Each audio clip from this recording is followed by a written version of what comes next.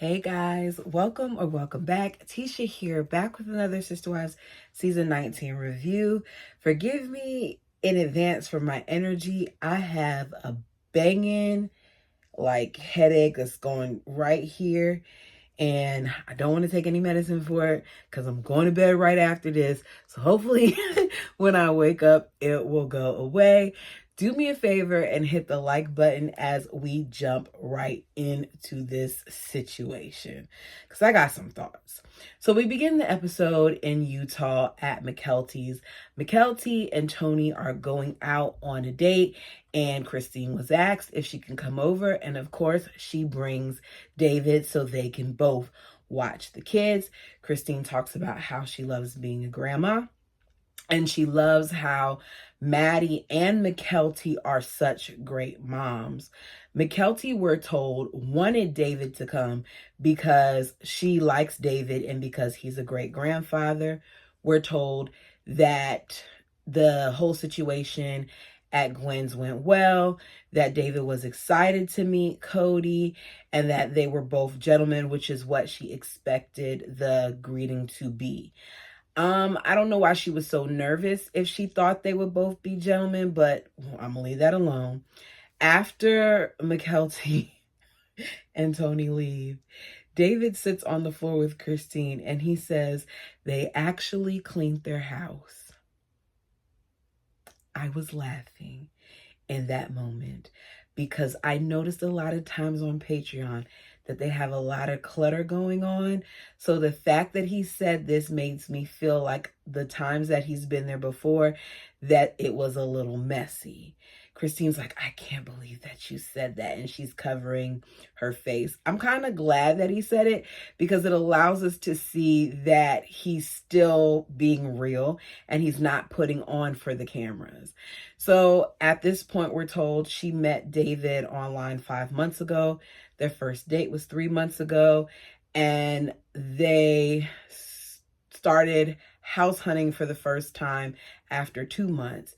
And they talked about being married after a few weeks. It's just a reminder of how quick everything was. We're reminded through clips that Christine used to take care of the kids. And at one point, there were 5 of them in diapers. She said she had a routine. She had a system, times for when the diapers were getting changed and times for when they would eat and times for when they would play and take naps and all those things. So she ran it like a preschool. Nothing new there. I remember for the year that I was a stay-at-home mom, that it was the same thing with me and my son. I had things scheduled because I wanted to make sure that when it was time for me to go back into work and for him to go to daycare, that there was a system in place. So Janelle tells us how they used to joke around about Gwen and Gabe being twins because they were a few days apart.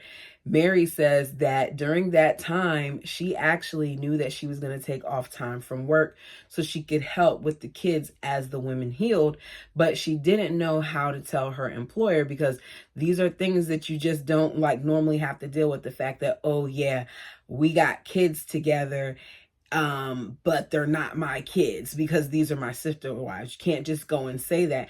And I was like, I never even thought about the fact that that would be a possibility, but it just goes to show you that at one point, these ladies were working together. We find out that Christine and David have bought their home. It's 10 to 15 minutes from McKelty and 15 minutes from one of David's daughters that also has grandchildren. So she's really, really excited about that. We know that McKelty no longer is that close because McKelty and her husband have moved. But at one point, Christine loved it. We get an aerial shot of the home. And based off of the aerial shot and the little bit that we do see inside the house, it looks beautiful. It does. I'm not really fond of the way that the back looks. Something about those patios and seeing them stilt legs that always get me nervous, but that's just me. But the house is beautiful. We find out through Christine that David is not like Cody because unlike the bald eagle, David gets things done. When he says that he's going to do something, he does it. He doesn't waste time. Christine is like a giddy little schoolgirl as he talks about how he's going to make sure that they have a hot tub put in the back, that he's already mapped it out in his head. And she's like, Oh, you are?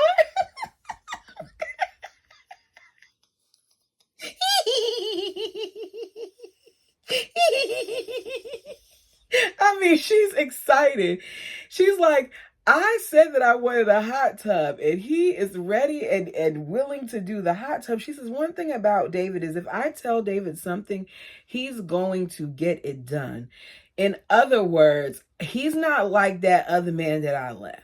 He doesn't want to hear himself just talk. He actually wants to do things. She says, with Cody, she would say stuff like she wanted to do a lot to her backyard, and we get a shot of her backyard and it looks real like basic at Flagstaff, and she said she wanted to do stuff and they would talk about it, but he never did it. So she said with David, she's not moving slow because she knows what she wants and that this is all that she's been waiting for, and she's ready for the next chapter. I hear it. I get it. On to Meri. We're at Meri's place. She is painting with her best friend, Jen, and the really good friend Blair that made over her cottage house. Meri says for the past decade, she's been living a single life, and that has been a long time. And she's looking forward to having someone actually show up for her, someone to wait for her, someone to check on her after a flight to make sure she's good, or to be waiting at the airport to pick her up. She says it's a weird thing. I hate that they always describe their emotions as weird, because it's not weird. What it is it's a foreign concept maybe, but it's not weird. It's proof that Meri has lived such a lonely life. You're supposedly married to this man and he doesn't even call and check on you. You have all these sister wives and they don't even call and check on you. It just goes to show how fractured this dynamic is and just how long she's truly been by herself. So she and Jen are talking, and the subject of furniture comes up, and she's like, you got a lot of stuff. It's not going to fit in here. What are you doing with all that stuff? She lets Jen know that she's been, getting rid of some things. And she's like, oh, okay. She's like, what did, Cody think of it? And she says, Cody thought that I would keep it for nostalgia. And she tells us, nostalgia for me is my grandmother's furniture, yes. But nostalgia for me isn't keeping things from a broken marriage. And Meri says she's confused that he hasn't embraced this despite him wanting to be done for so long. I think it's because he didn't want to be done with Meri's money. I think that he thought he was going to be able to continue to maneuver the way that he has, where he sees Meri at some holidays and some family gatherings, and that's it, because he did it for so long. I don't really know why Cody is crying and if Cody truly is sad. You all let me know what you think. So Jen wants to know if she even needs to tell Cody any of her plans. She's like, do you need to tell him? Y'all are done. Do you need to tell him? Because it shouldn't matter. And Meri's like, it doesn't matter. You say it doesn't matter, but we know you're going to tell him, because regardless of the brave face that Meri is trying to put on, regardless of the jokes and the things that she says, it's clear to me that that is Meri's way of coping, that Meri deals by making jokes and being sarcastic because the emotions are too raw for her. She very much so would still be with Cody if Cody wanted to be with her. But Cody doesn't have a desire to be with her. And as a result of that, she's putting on a brave face and making it seem as if she's okay with this, when really it's not what she wants. And she says that it's not really what she wants. So Cody said, she says that Cody said Flagstaff was going to be their new start. Same crap that he told Christine. She says he was more engaged with her. He was helping her. They celebrated their anniversary. They made a toast with and she pauses, some drinks. The way she described the toast, I think that there were adult beverages. I think that Meri is very aware of the things that she says, because Cody still has this image that he's presenting like he doesn't indulge in certain things. But it kind of sounds like adult beverages to me. Y'all tell me what you think. She said he was involved and he was interested. He helped her find some of her rental places. And then out of nowhere, he would stay away. She said, he did things that would pull her in. He would vent to her. which made her feel like they were making progress. Flash to the bald eagle, who says they weren't even a dating couple, that it was a fertile it was a fertile bed where love couldn't grow, whatever that's supposed to mean. They were an estranged couple that was separating, and they were on the brink of divorce for 8 years.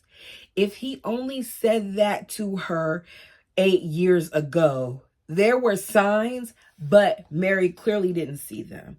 That's what I said in the beginning, but my thoughts changed at the end. We'll get to it. He said that they traveled together. They were functioning together. They would stay in hotels together, but they didn't even sleep in the bed. He said that they didn't sleep in the same bed for 8 years. I said, this is crazy. You won't sleep in the bed with someone that you had vows with someone that you're supposed to be eternally bound to? What in the world?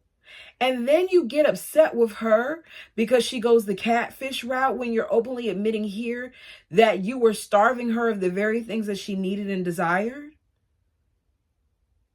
He's full of crap. She says, in recent conversations, he told me that he decided 2 years ago that he was not going to move forward with the marriage. And she doesn't think that it was fair that he didn't just say he was done. She was in shock. She's laughing about it as she's telling this to Blair and to Jen. And she says, he had a list of things that he wanted me to do in order for the marriage to work. Same thing he pulled with Christine. He had a list of things. She said, one by one, she was working on the things on the list. She was completing the things on the list. And once she finally completed the things on the list, it was her assumption that they would be able to work on it because she did what he said that she needed to do. She says, but after the list was done, he didn't want to work on anything. He didn't have any more excuses. I said, this is crazy. Blair says it's called that he was leading you on, which it is. It's called that he was playing games, I'm going to add. She said, because Jen's like, what do you want? Like, if a mailman comes, what type of guy are you looking for? Do you want facial hair? No facial hair? Like, what do you want? And she's like, I'm not even ready to think about that. I'm not ready to date yet because I've only been single for a month. I'm trying not to laugh because it hurts.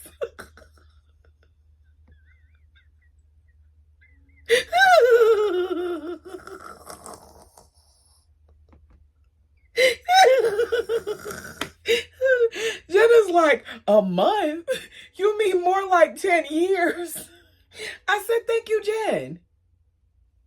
Jen, as far as I'm concerned, is one of those friends, even Blair, that can stay around because they're being honest with Meri.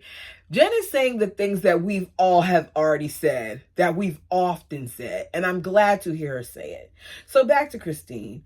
We're at Christine's new house with David, the new home that she got with David.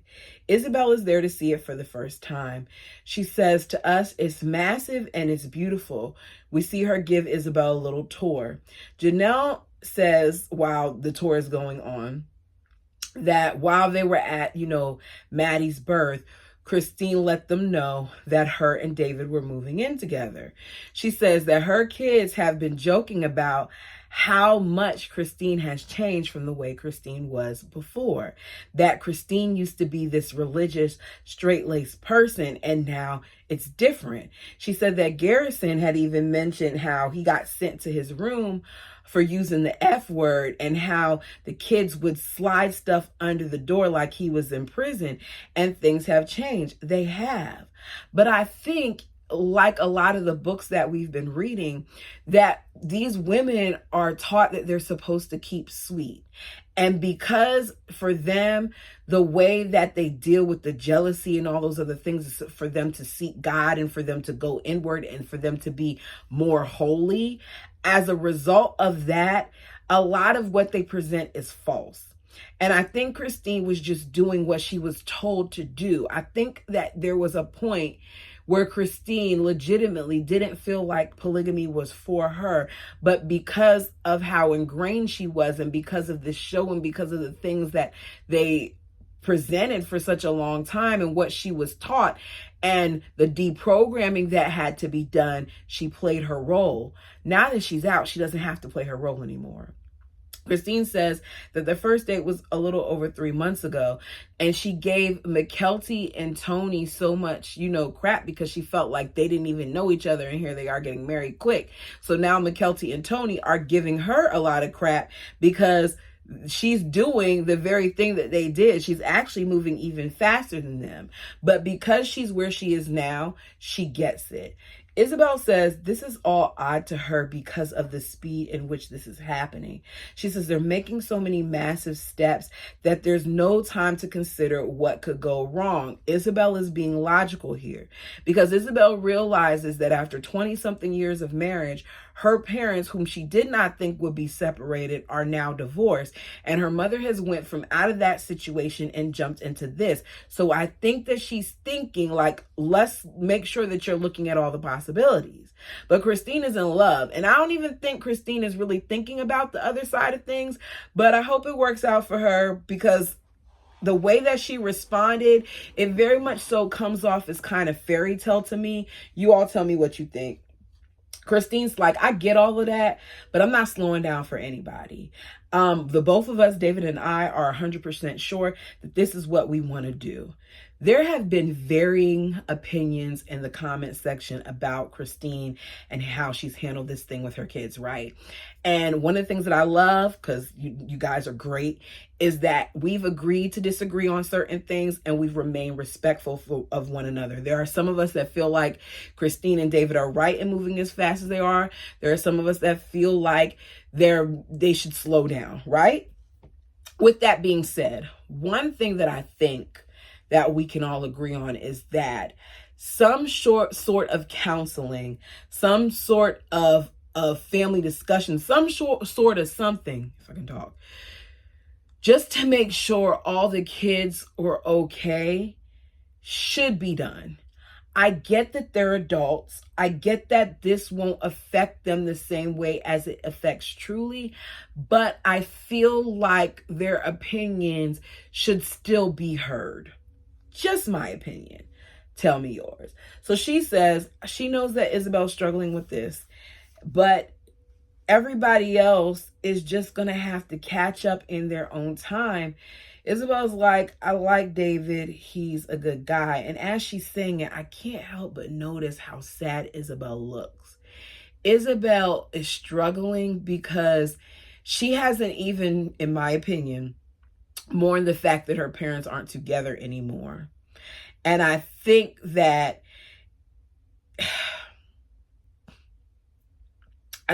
although Christine is saying she's acknowledging it, she's not sitting with it long enough to really let Isabelle express herself. Now, I don't know what's been done off camera, but I'm just talking about what we see on camera. She's like, Ma, you never lived with a man full time. And Christine admits that, she is nervous about it. She's like, I was acting different. David noticed it. He asked me what's going on. I try to say like, nothing's wrong. He's like, no, tell me what's wrong. Are you nervous? Christine, you need to grow up and be able to express yourself to this man. But these are some of the things that I feel like she should have worked on prior to getting into this relationship. That's just my opinion. Hopefully they've done some marital counseling. Anyways, so she says that they talked about it and she told him that she's never lived with a man full time and she's nervous about going to bed every night with this person because that's not what she experienced in her previous marriage. She didn't even have to hang out with him the whole day. She says she's excited, but she's worried. And he told her it's going to be okay. He's basically letting her know, I'm not going to be up your butt. I'll give you the space that you need. Janelle's like, yeah, she'll be living with him full time. And this is a first for her. It would be very weird. But, I don't think I could do it because it'd be weird after all these years of what I'm used to. Once again, you're using the word weird. It would be different, maybe. It's an adjustment, but it's monogamy. And apparently, Janelle, you don't remember the little bit of time that you were in a monogamous relationship with your first husband. So it's weird. Got it. I don't know. It's my feelings about Janelle are up and down right now. And when she said that, I was like, okay, what's so weird about it? Different, maybe. An adjustment, yeah. But I don't think it's weird. But then again, you know what? Let me not say that. I'm sitting here talking myself out of that. It's weird to them. It's different to them. Because Cody won't never around. And they've basically been single women. So, okay, it's weird. I just talked myself out of that quickly. Like, what? We're at the bird's nest. Meri heads over to let them know she's leaving. She says, I don't think the bald eagle's even going to care. I don't feel like they need to know because we're not a family, but I'm here. Interesting how now that you're divorced, you're not a family. Why does it change? Maybe the family looks different, but if you guys are still trying to have these kids involved with each other, if you still want Leon, well, no, I can't say that because they're older kids. Let me be quiet. I'm talking myself out of a lot of things today. I was going to say that if you still want your kids to be around each other, that you have to be, but these are adult kids. They can work on all of that themselves. Either way, she don't feel like they're a family. So she doesn't feel like she needs to say anything. Then she shouldn't have said anything, but she does anyway. So the door opens. Ariella runs out, gives her a hug. Bald Eagle says she's been excited about you coming.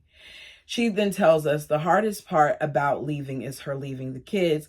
But she's like, to be honest, I haven't really seen them that much over the past few years.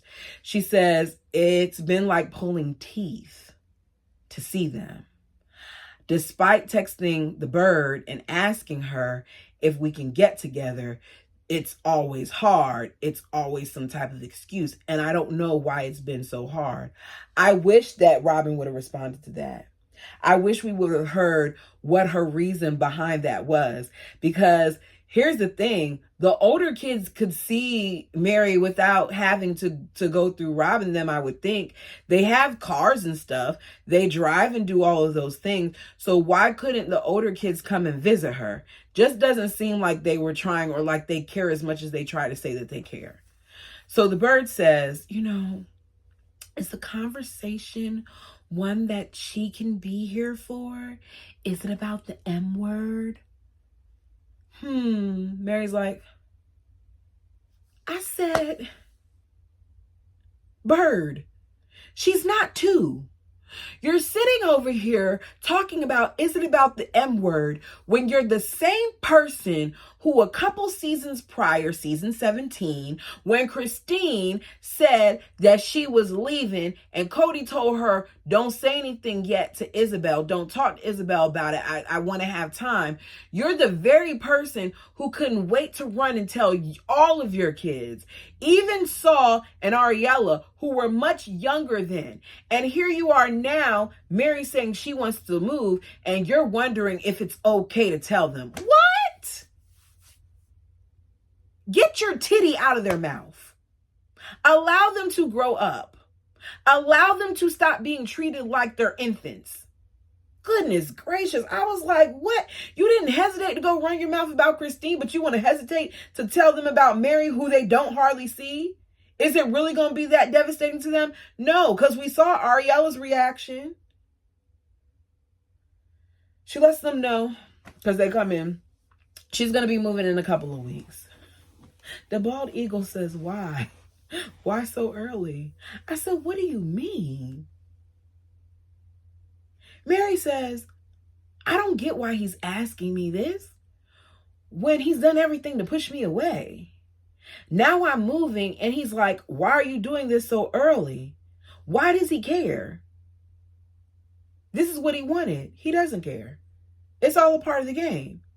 He then lets us know that it's a game, basically, because he tells us that his immediate reaction was good. This will be good for Meri. If your immediate reaction was good, this will be good for Meri, then why would you say, why so early? That's the game. He says, but he never tells Meri what he's really feeling in his heart because she's not actually safe. It's not safe for you to be honest and say, I don't want to be with you. It's not safe for you to be honest and say, Meri, I think that's a good idea. It's not safe for you to be honest and say, this helps you get out of limbo. No, instead, you put on the act that you love to put on. Instead, you lie to her and you play games with her and you string her along and you say one thing to her face and another thing to the wife's face and another thing to us. And this right here is proof of why Meri is always confused, because Cody talks out of both sides of his neck. Cody says one thing out of his beak this time and another thing out of his beak when he's around Janelle and another thing when he's around his bird and another thing when he's in Meri's face and another thing when he's in front of production. He lies so much, he doesn't remember what he says. And he strings people along and he plays games and he does whatever he needs to do in order to get what he wants. The bird's like, I thought you weren't going to leave till like June. And Meri's like, I mean, my lease is up in June, but I need to go ahead and leave before then. She's like, okay, so Cody, I just want to know if you can help me load some stuff in the truck and if you can drive the truck for me. Meri, do you not have any other friends? Because I wouldn't be asking him to do anything for me. But I guess this is Meri's way of, as she says, her severance package. Cody doesn't know if Meri's saying that is passive aggressive or just aggressive or if it's a joke. Just like he hasn't known whether that's the case for a lot of things that Meri has said and done since their entire marriage. My first reaction was, ask her if you're not sure. My second was, this is a person that you've been married to for all these years, and you didn't take the time to get to know her enough to know whether or not the woman that you married to, the person that you said I do to, the person that you were supposedly going to spend eternity with, you didn't make sure that you got to actually know her. Cody's so surface level.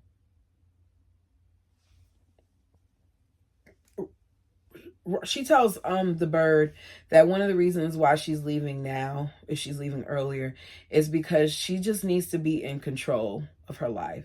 That she spent a long time in limbo land. She said she wanted to heal her marriage and heal relationships, and she was waiting for him. You were waiting for him. After the catfish, I do think that Meri tried a lot of things to get back on his good side, and it was all done in vain. Divorce included. We then hear the bird. I can totally understand how she would feel, and that space of like, when is he going to respond? When he's going to work out this thing with me? She really wasn't living her full life. I guess she'd say because she was waiting for Cody. It's no guess. Call your man out and say that he did her dirty, that he strung her along, that he played games. No, that's not what she's going to do. She's going to coddle him and hold her on her bosom. Him on his, I can't even talk. Hold him on her bosom and make sure that baby Cody is okay. Meri's like, Cody didn't have the integrity or the courage to sit down with me and say, this isn't going to work. He did everything he could to push me away so I would leave, so that he could say, see, I didn't do anything. She's the one who left, which is true. That's exactly what he did. He did it with all of them. Cody said he dragged it along basically because the bird encouraged him to. That's basically how I said it. And that at one point, he realized that Meri wasn't going to do it, so he had to do it. So it took you 10 years to do that. So she says she's ready to tell the kids. Robin wants to wait, but the bald eagle's like, no, let's tell them. So even though you couldn't give that same courtesy to Truly, you can make sure that you tell your favorite kids this stuff now. Bird doesn't want to see the disappointment in their faces. Meri says Saul and Ariella have been really close to her, that all they've known is her. Not for the past 4 years, Meri. even more than that, you're not all they've known. Because there's been a disconnect for a while. Meri then says, this is the way she presents it in a weird way. She's like, I'm going to need you guys, I want to know if you guys come over and you can help me pack stuff into my truck. Because I'm going to take stuff and I'm going to move, to my other house in Utah. And Ariella immediately is like, you're moving? And she's like, yeah. And she says she's okay. She just wishes she wouldn't leave. It's no big deal because you're never around. Cody says it's sad for his children that they won't know the next time that they'll see Meri or if they'll see Meri ever at all again. If you were really that concerned, you would work things out with her in order to set up a schedule for her to see them. But y'all not trying to let them kids out of your sight. Brianna says, so you've been going back and forth, between here and there, and you just decided you wanted to stay there? She says, yes. No, the truth is your daddy hasn't been dealing with her for a long time, and he's kicking her out. So Cody says he'll help her with stuff. Cody hugs her and says he's sad. Bert said it's weird because Cody chose this, but he seems sad. She says, I saw, these other poor wives in his family having this bond that I wanted. And I know that part of that is also, rooting for the relationship with other wives. Like the bond comes from rooting for relationships with each other. And to be honest, he was happier and I was happier when he was in a good place with them. She then tells us how her and Meri had a good relationship and there was beauty in that. And when you have a good relationship with your sister wife, it's great. But when you see your sister wife as something else and your relationship isn't great, that it gets scary, hard, and threatening. And she feels like some of her sister wives haven't had her back and that they campaigned against her. No one was campaigning against her. The bird's actions spoke louder than any words that came out of her mouth. And to me, her actions have shown time and time again that the only people that she cares about is herself and her tenders. That's it. She says there's days she wants to scream at everybody and say, what the heck? What the heck? This is not the way it was supposed to go. You ain't been here long enough to feel like you have a reason to scream at anyone when you've benefited the most out of all of this in comparison to those other three ladies. Back in Utah, things are still being moved in Christine's house. Isabelle says, my mom's changing, but it's a good change. Janelle says, yes, Christine is changing. You can tell she's more comfortable in her skin. She's shedding some of the stuff from plural marriage that kept her kind of down. And we're seeing more of the fun, loving side of her. Isabelle wants reassurance that their relationship is going to last. She's like, you wouldn't have done this if you didn't think it was going to last. He's not going to replace dad, right? Christine says, no, he's not going to replace your dad. If you need a father figure, though, he'll be that. My heart broke when that was said because she has a father. Or at least she's supposed to. She says, David will be whatever you need him to be. Isabelle then tells us she's worried about how this will affect the relationship with her dad. When she said that, my heart broke for her in that moment because this shouldn't change the dynamic that she has with her dad. I remember when my mother was getting remarried, right? And I remember talking to my dad about it. And if anything, it brought my dad and I closer together. Now, my father was already remarried at this point, but it brought them closer together. When my father got married to my bonus mom, I was very much so included in the process. Yes, it was an adjustment for me, but there were things that were said and done, and we had talks and we sat down together as a family to make sure that that transition was good for all of us, right? I see this girl crying out for a father, her father, and even in that, where is Cody? He still hasn't shown up. She feels like this is going to kind of mess up the chances of her having a close relationship with her dad, and she sees it slowly going away. Christine's like, the bottom line for Isabelle is that she wants her dad. She's like, she worries that her relationship now with her father will be non-existent. That's not because of David. That's not because of Christine. That is on Cody. Cody needs to be a father to his kids.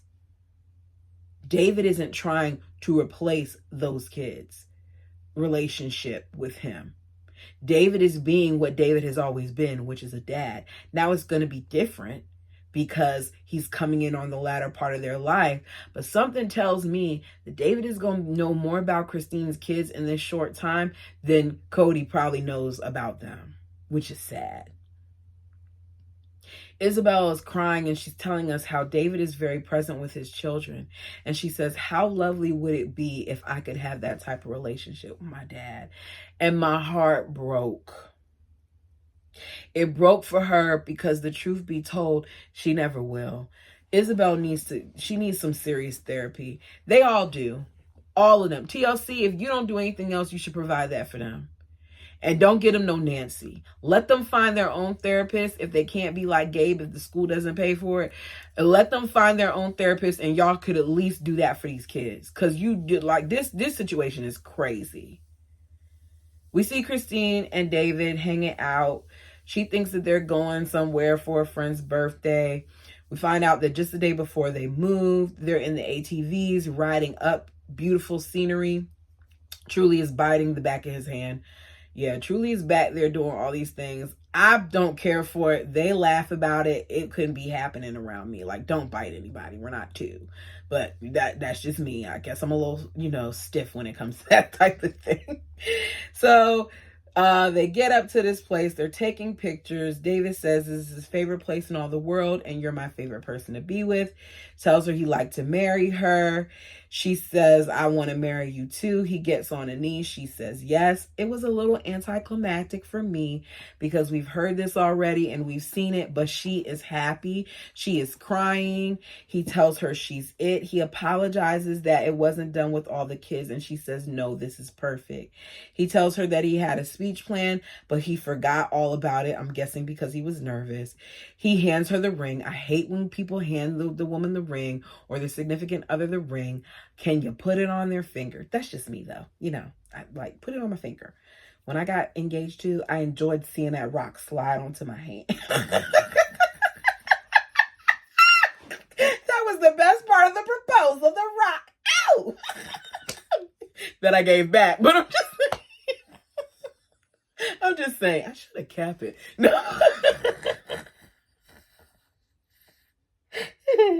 So she's like, yes. She's kissing him. He's rubbing her back, yada, yada, yo. She says, there's no question that David loves me.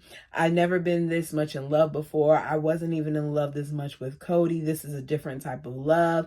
I love him. He loves me.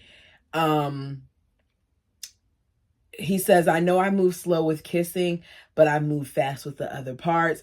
They're happy. That's the end. If there's something that I forgot to mention, please feel free to put it down below. What did we think overall of this episode? It was all right. It wasn't terribly bad. I think the thing that stuck out most to me was Isabelle and how she's feeling. It's just sad that even after all this time, she's still longing for that dynamic with her father, and he's given her nothing. But you all let me know what you thought. Please like the video. It helps the channel. I'm on the road to 2,000, and I hope to get there sooner than later. If you've watched me several times and you haven't subscribed, what are you waiting for? Come on and join the fam. Until next time.